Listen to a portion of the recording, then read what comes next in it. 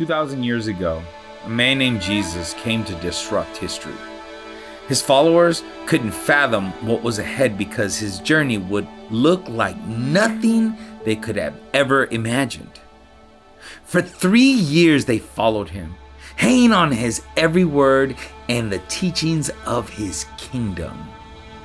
One day, their hope was crushed when their Messiah King was taken from them while praying in the middle of the night. His followers lost 3 years of demon-casting courage in a single night, in a single moment. Jesus was beaten viciously, hung on a cross, and left for dead. For 3 days, his followers wondered if this was it. On the third day, the silence broke. Jesus rose from the dead. His followers, the most unlikely people, spread the good news of the kingdom like wildfire. But a man named Paul was killing the followers of Jesus. While on a journey, Paul gets stopped by a bright light. Paul, the once enemy of Jesus, has an encounter with him and his life is changed forever. Paul gives his life to take this message of our new king all over the Middle East, Asia, and Rome. Allahu Akbar,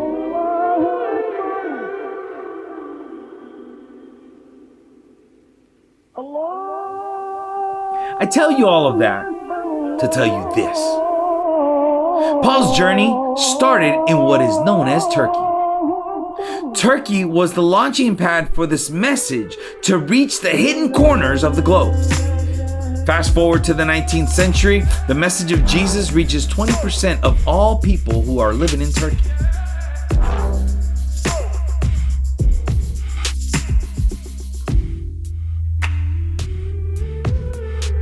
Point 2% of these people know the message of the kingdom that Jesus restored.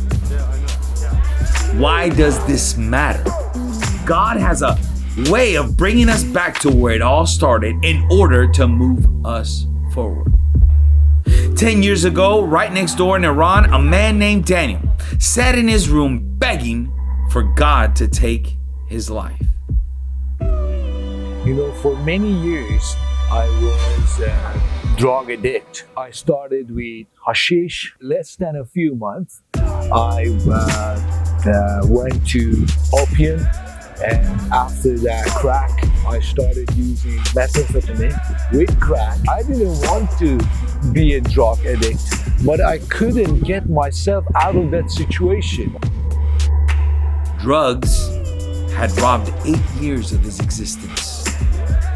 He had tried rehab, he had tried AA, he had read the Quran, he had met with the imams, and he had even dedicated himself to the mosque.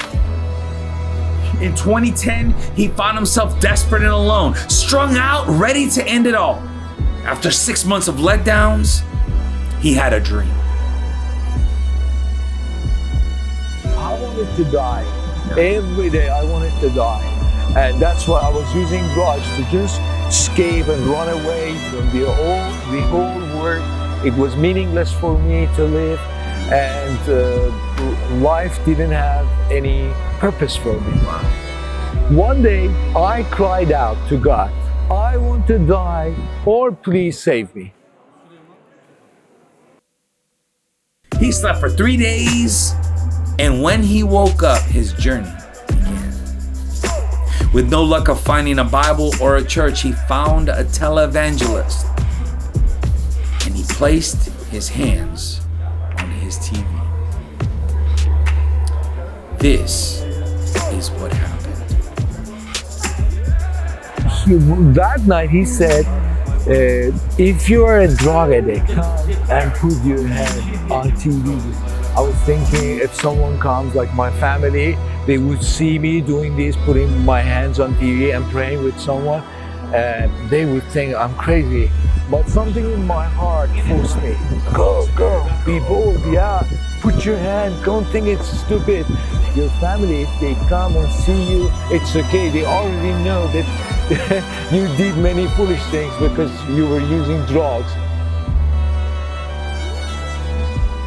In 2013, he was arrested for his faith. God has a way of bringing us back to where it all started in order to move us forward. We believe that Jesus is still calling people to drop their nets and follow him into his kingdom. He's using the least likely of people, the most marginalized, the most oppressed, those that no one wants to look for. He's bringing it back to the beginning in order to move his kingdom forward. Right now, there is an awakening, a revival in the Middle East. When the world has its eyes focused on the West, God is lighting a fire of passion in the East, blowing his spirit on a nation of dry bones as he builds his holy army.